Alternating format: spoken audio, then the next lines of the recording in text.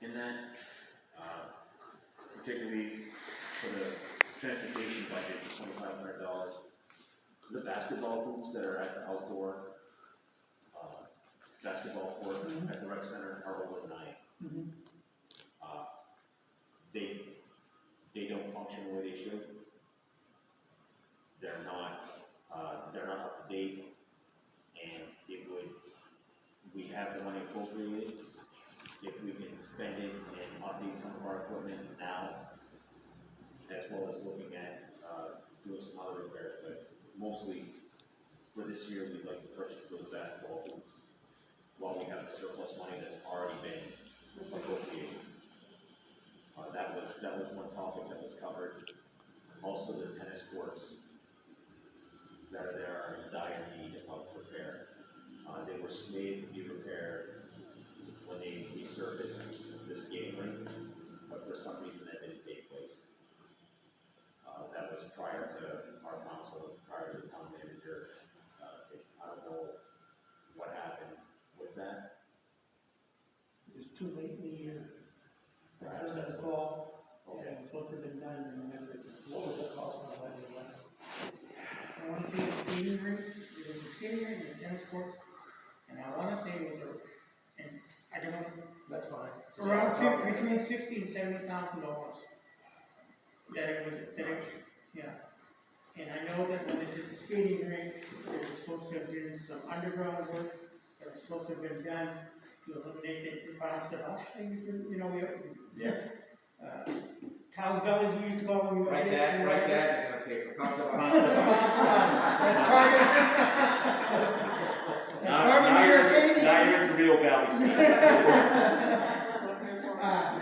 And I'm not, it seems to me that some of the groundwork was done, but it wasn't done, I don't think it was done properly. It was cold, it was late, I want to say it was in October sometime when that hookup was laid. And it just, I know that there was, I believe there are still some issues with that service. And the tennis court was supposed to have been done, and it didn't get done. And that was before Nancy's time. Were we credited for that? I believe, I'm not sure, and I'm not so sure that maybe some of that hot top was taken to finish paving some street projects that hadn't been completed. It's something we'd have to go back and look, and it's been, I want to say 7-8 years, if not longer. Well, the underlayment is asphalt, and then you put a surface on top of it. It's kind of like a spongy. No, it's like a grit almost. It's almost like like you paint a garage floor with. Okay. There's some fine grit to it, but it seals the hot top, and it's a smooth surface as opposed to when you look at hot top, there's a texture to it. This has no texture. It's a perfectly smooth surface with a grit to it, so that even if it's a little damp, it's not slippery. So we're looking half, 25, 30 grand to do the tennis courts? I don't know, it depends on the price Of asphalt, and it depends on exactly what's underneath that needs to be corrected. You know, if we're gonna spend $25,000, $30,000, Gotta have the underneath. let's do it right so we have an investment that's gonna last another 30, 40, 50 years. Right. Rather than do it The haphazard, or not haphazard, but, right. you know what I mean? Don't Don't pick up the pennies while we trip over the nickels on the course. Right. The other thing is, you can put asphalt down. You can go up to bid for any company to put that down. To put the tennis court surface down. I know the high school redid theirs a few years ago, and they need to have it redone again. But you have to get a company, and the closest one is downstate somewhere. I don't know exactly where we could get with the school because they had it done in the last 5 years. Wasn't that long ago, so I remember seeing that. Right, but it's not something that you can just buy a bucket of stuff and throw it down yourself. You have to have the right equipment and you have to have the knowledge to make sure that everything's level before you start, because if you're not, you're chasing your tail with issues afterwards, water staying on the court, and that damages the courts. If it drains properly and it's level, you don't have puddles, you don't incur as much damage to the court year after year. So, that's something that we would have to look into as well. Now, the high school, they talked about redoing the courts with some, monies that they received possibly. Yes, we have some funding ideas, and based on not only just the tennis court surface, but the fencing. Right. We talked about that there's actually some dangers in it's falling apart. So, I doubt it's anything that's gonna happen to improve this tennis season. No, Right, no. So that gives us some time too to potentially seek out potential resources that can help us fund this, figure out what are we gonna do it right. And it's always our goal that there are some funds that the schools receive to recovery. And some of that is for health and well-being, mental and physical, out of school, after school, and they use our tennis courts.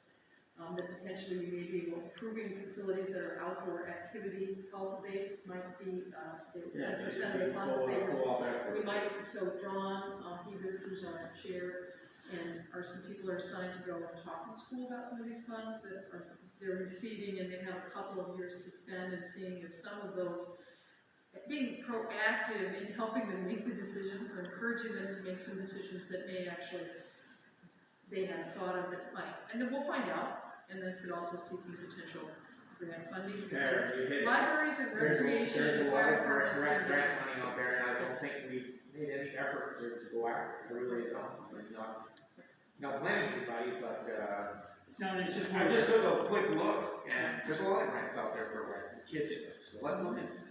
And we said we would. Yes. Putting it on the calendar now, we've got this plan, and Right. our committee working on it to move forward and have that on a literally CIP schedule, but and take care of it, so. Yes, John, thank you for reminding me of that and bringing it up, and we will keep an eye on, as we're spending this budget too, in terms of the category where sports programming expenses. Gosh, yes, told us that she's not really starting the summer program till June 28th, which we're practically out of our budget, so as we're looking at what she's purchasing for that, or what needs to, it looks like we're gonna have excess. Some suggestions are to buy some of the things like, do we need some more skates? You know, can we buy some snowmobiles? Can we buy something that's gonna build up our resources for use next year? Because there's no reason to not use this fund for recreation. And the reason we haven't spent it is partly COVID, but we also had that happen last year. We've appropriated, we've collected taxes, let's dedicate it to recreation improvements within that building. So we're not gonna go over, but we're gonna try and make sure that we utilize it. Little at a time. So, that being said, we actually looked at the budget last night, we didn't have the numbers in, so today I filled in the numbers, and I think the consensus was, and we've got it here, the proposed budget, we've got the expenses, so you can see what we're talking about, that right now, only 69% of the recreation department has been spent.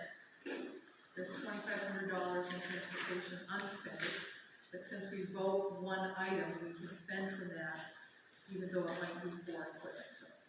So what we did is we simply replicated the same budget, almost, 1.5% at the director pay.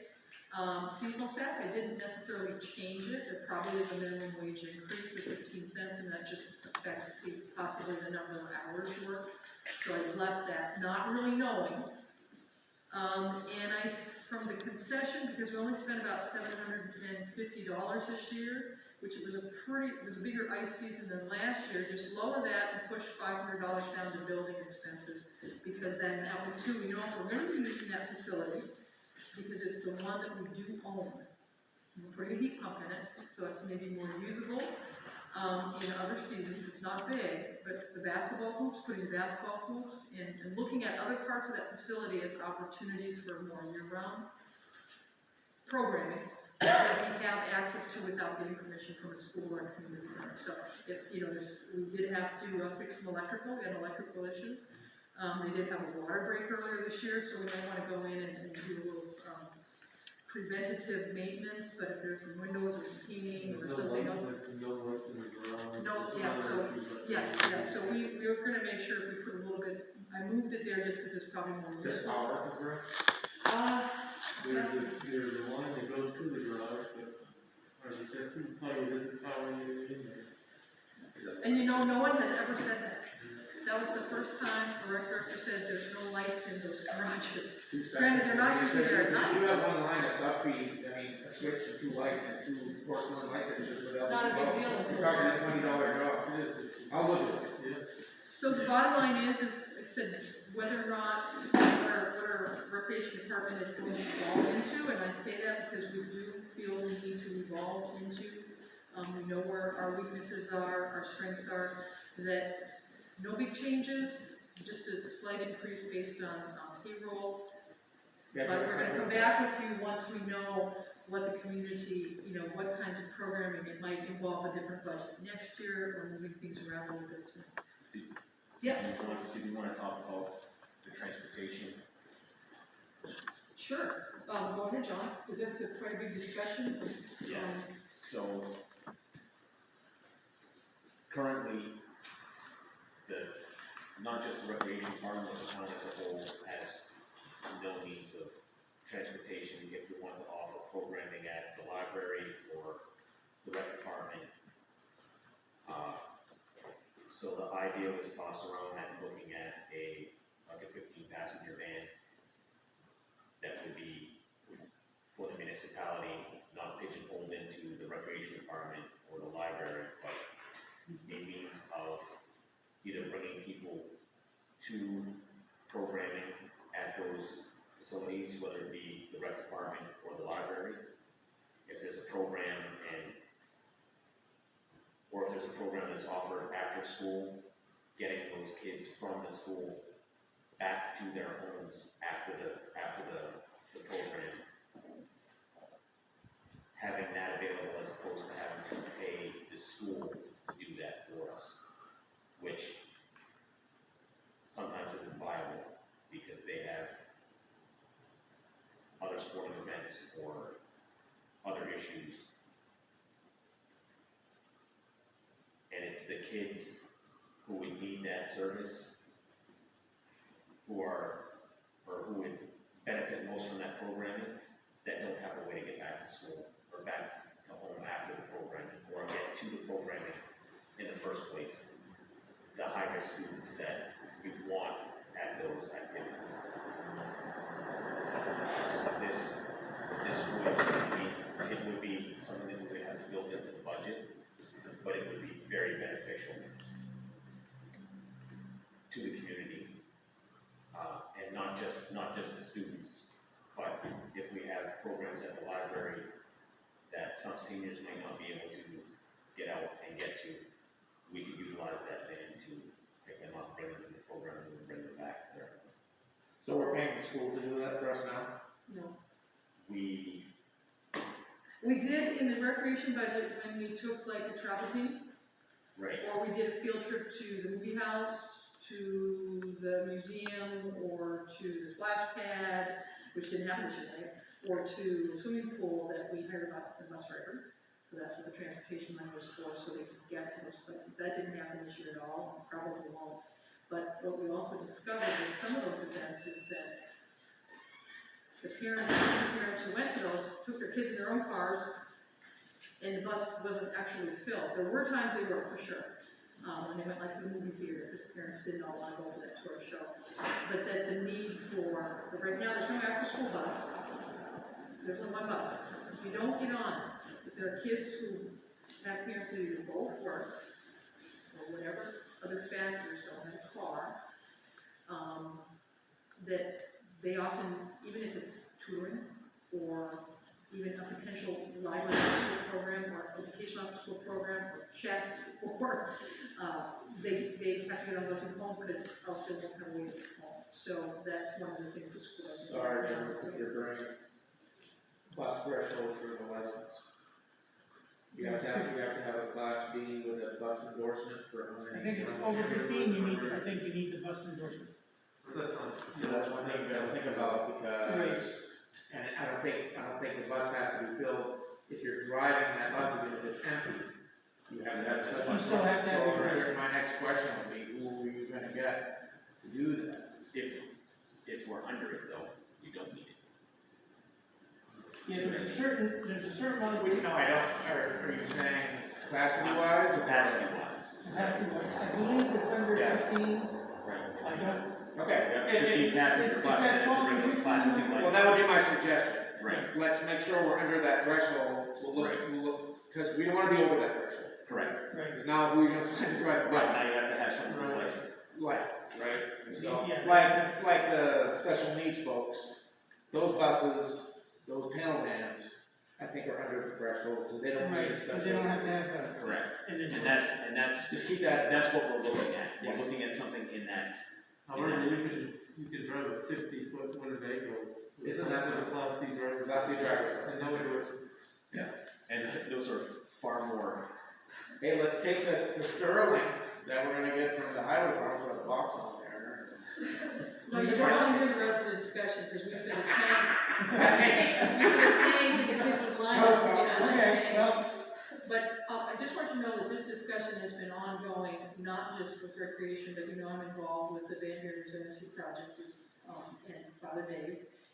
I think it would be a community. And Father Dave has just submitted, and we have an interview, he and I, because, the second grant for the AmeriCorps, $84,000 a year for 3 years for, to bring in 5 AmeriCorps volunteers to help with, guess what, we're gonna be doing high-school programming, aimed at learning losses in math and science and skills, and Father Dave has designed a 6-week program this summer and received funding, both from one of our local benefactors with a match from the Maine Community Foundation and some other funding to have the most, between Limestone and Van Buren, we have it set up for 16 or 24 kids at this camp, which he's giving that camp for use, that's his match, for like 4 days a week, intensive, the whole thing we're talking about, but the loss from COVID, and so there's some funding there. And we're actually looking at needing a second van, this year, he has one that he lets us use, but almost, because he used to take the kids to camp, and, we may have to rent one, but I know that we are, through the AmeriCorps grant, through all the things that he's working on in the resiliency project and the other organizations and granting that we're talking with, that's one of the things we've had at the top is our community has a transportation need for people, whether seniors, children, but certainly linked to, in many cases, poverty, or some level of financial, where you either can't afford a car, can't fix the car, can't put gas in the car. And I'm thinking that we're hopeful that we may be able to, the town may not have to just put a bill for this, that we may be able to have a vehicle that, since the town is actually hosting this grant, it's coming through us as third party, we may be able to get some additional funding for that purpose. So I think it's a great discussion to have, because it keeps coming up, because it's really a need. So keep it posted. When I don't know if we're ready to buy one yet, but what Dave's gonna do, and he's always done, is we also have background checks on everybody because you have children. You know, in order to be in a vehicle, driving with somebody else's children, so very careful, there's a training program, there's safety, and we can even mount a camera. Like we do in the school buses, you know, that kind of thing, so that there's, you know, quality and all those things, we have to insure it, but mostly just for being in town. Not so much for going out of town per se, or very far, but the potential there, and so multiple people may be drivers. The director, potentially, either director, potentially, you know, so. That's We just have to be careful, just we go too broad of an aspect with it, that, you know, these programs could, but, you know what I mean, the rec department needs this day, or this program, you know what I'm saying? You just gotta be careful with We it. designate a few people, and if they have a program, instead of multiple drivers, that person's available, Yeah. and we pay that person, and that's a part of the funding, so that we have Yeah. consistency, someone we know who's operating, it. You also have to park it somewhere, you have to make sure it's maintained, so we'll take all those things into consideration, but, I think it'll be a long-term. is that something we wanna look at, putting funding into the budget for this coming year, just to have it in the line item so that if we come across one, a a good used one, or if we look at purchasing, or if we get matching, we'll give you a, you know, a 25-75 matching grant. Well, now there's money in the budget that we can appropriate to facilitate the purchase of transportation. As we get closer, it's either, that's a good question, or even just going the route of a warrant article, in which you authorize, you know, pursuing this, the purchase of it, and, knowing that, like I said, we know we are going to get, at some point, some Recovery Act funds that is not going to go into our town budget to cover any losses due to taxes, so, and it's not gonna be, that may be, and it's allowed for capital expenses, so it might be a good idea, and we may be able to do it without, I know what you're saying, budgeting, appropriating, spending it, but at least saying, this is what we wanna do, if we don't have a number, at least at that point, at the June meeting, you know, seeing where the people feel about it, and we could have a few kind of, obviously, get some quotes for what you're looking at, what's brand new, and that kind of stuff out there, including, you know, insurance. And then pending funding, you know, authorizing the purchase pending funding, and if at that point, if you want to appropriate, then would be the time to say, the town may, how much are people as a community committed to being taxed for to cover the potential cost of this, and you might find out that at that point, because one thing you can't do on the warrant article is to decrease, no, you can't increase it, you can decrease it, I think that's what it is. So if there was something like a minimum amount you wanted to propose, you might want to do a little bit of jump run, you might want to do a little research if you've got some time. Okay. To maybe get some potential prices if it looked like we were gonna have You know, something. another thing, if you know, I mean, this doesn't have to be something brand new. Well, no, and that was part of the discussion, and I don't know Yes, if we right. had a There's chance. the whole DRMO. You mentioned last meeting something to the effect, or sometimes if you're, I'm not gonna use the term, please don't put this in here. Cry hard enough, but if you justify, If you justify the need, you got organizations that have these vans, that trade them in faithfully, you know what I mean? The NAA type of people, hospitals, even if it's got a little bit of gas, you know, a little bit of mileage on it, sometimes you can say, hey, and that makes a good PR thing, if we get something donated. Maybe. Right. I mean, my suggestion would be, we've done this in the past. I'll look around. There's all, I mean. Free ambulances, come on. My suggestion would be that we put it in the form of a warrant article, that we spend, put a dollar figure, let's say $50,000, authorize us to put per van up to, and no more than, let's say, $50,000. And I'm using that as a figure, because we've done this in the past in warrant articles, when we've said, okay, we weren't quite sure what we needed, but the taxpayers are giving us the authority to go and to look for this piece of equipment. And they're telling us that we can't spend more than, you know, the goal is always to spend less, but at least there's a dollar figure there that people can understand. And then we can present it. And I can't remember the last piece of equipment we did that on, but, and it worked out fine, because we did the piece of equipment like half of what we had more or less asked for. So I think that would be the proper avenue. The proper avenue for us to go forward with this, because it's an excellent idea. What better to pick kids up for? Give me a pick kids up for a car. Hey, Right, DRMO. as long as it meets the DOT codes. APC, we discussed at APC last night.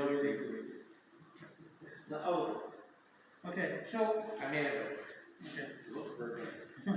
So can we get kind of, everything's been very valid and worthy of discussion.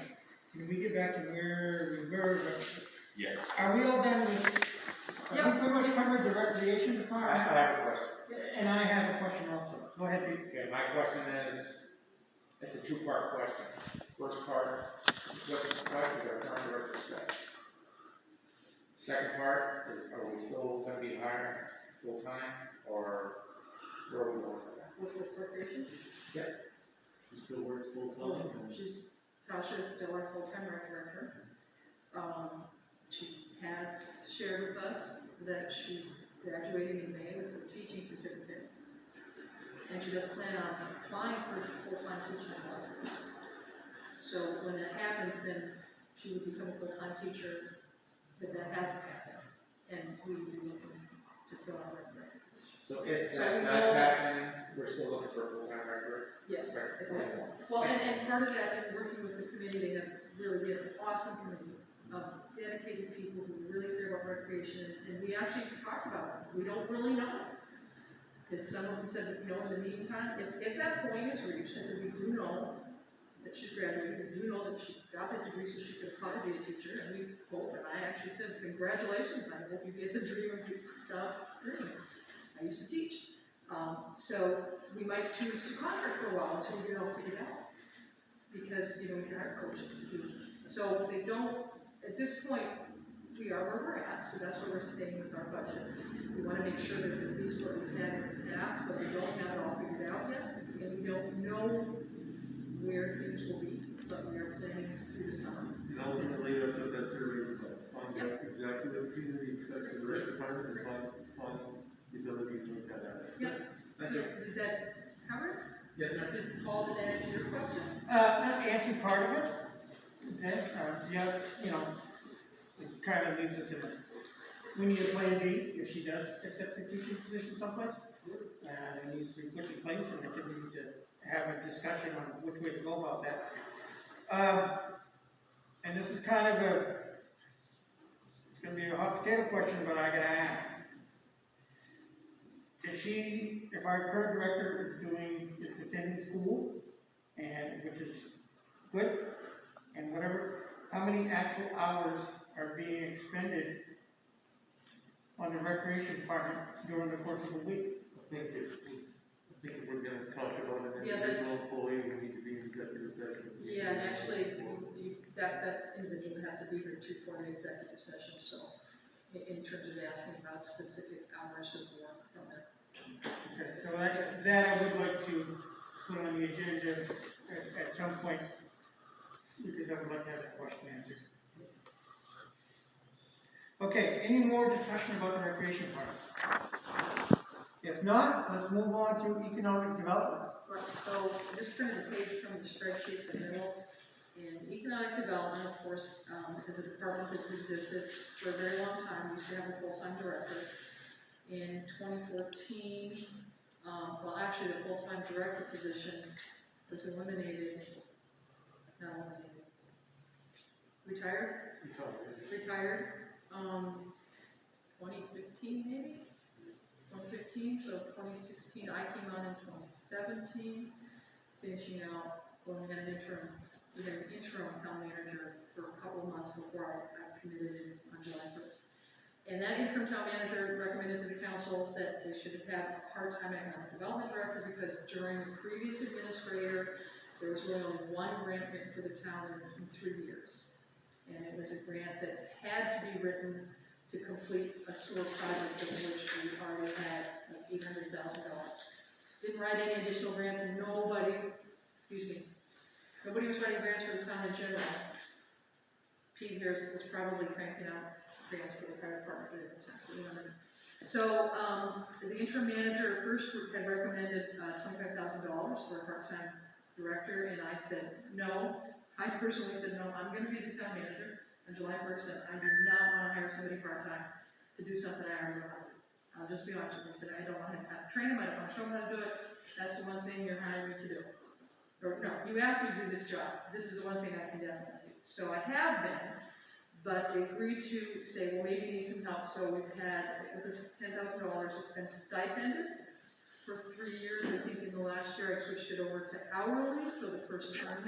So we left it blank because Luke and I have discussed it. As Luke's coming on as deputy town manager, part of that is Luke is taking over in the area of the bookkeeper. Also, he's going to be the natural for the budget, because he's going to have his hands in these numbers all the time. He's going to see people's bills. He's going to be the one, questioning the bills, which is what Mike does right now. And he brings something to me if he thinks I need to see it, but he doesn't if I don't, and I absolutely trust him. And I'm going to be shifting more to just focusing on the economic development, and then having that extra time off because I don't work full time. That being said, my question is, do we still need to have someone who's doing a little bit of grant writing, which, you know, has been assigned to them to do grant writing. And it's been done, Cole's been doing that, but it was stipended, and it was created then, so we haven't come to a decision ourselves as to whether now do we still need that position that was created out of the circumstances of 4 years ago. Luke, do you wanna, so we just left it blank, because we kind of had, Yeah, well, you know, this is just kind of the first presentation of the budget, so Yep. we're kind of working out some of the details of what that job should or could entail. We decided to leave it blank so that we could have more time to great. address it.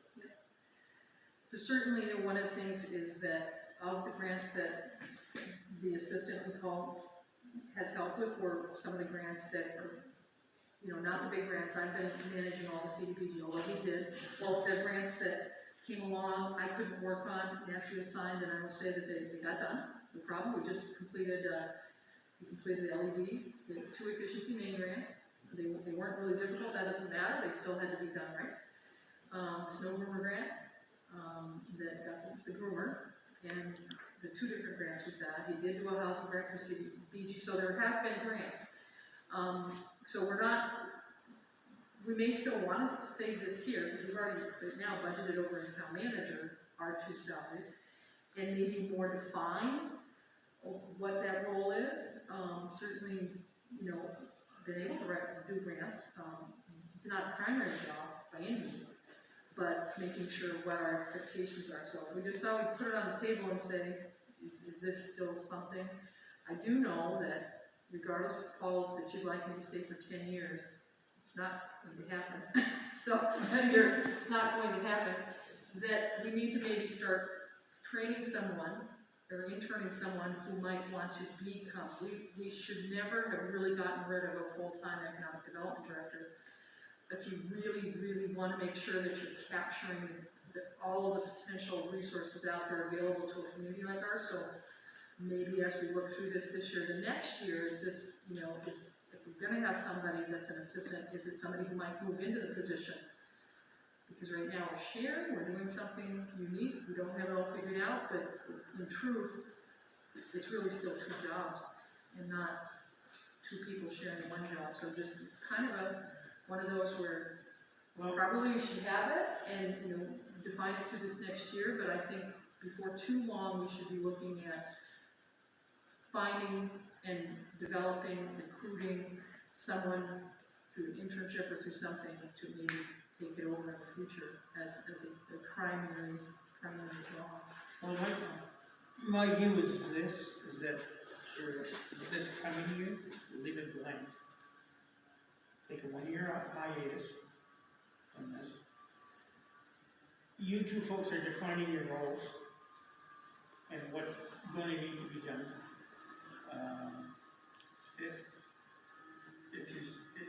If the person who wrote the grants, which were wonderful additions to the community, but it amounts to 5 grand,